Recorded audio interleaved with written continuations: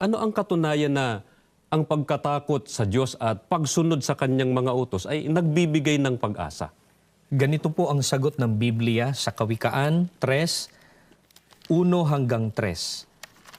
Anak ko, huwag mong kalilimutan ang aking mga aral. Sa halip ay ingatan mo sa iyong puso ang aking mga utos. Pagkat pahahabain nito ang buhay mo at dudulutan ka ng kasaganaan. Huwag mong tatalikdan ang pag-ibig at katapatan. Ikwintas mo ito sa iyong liig at iukit sa iyong puso.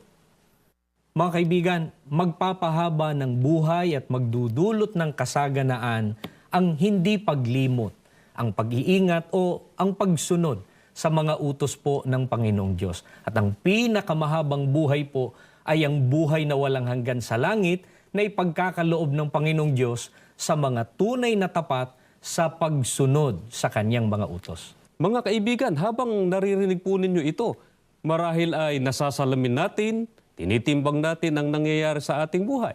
Pansarili man yan o kaya ay pampamilya. Opo.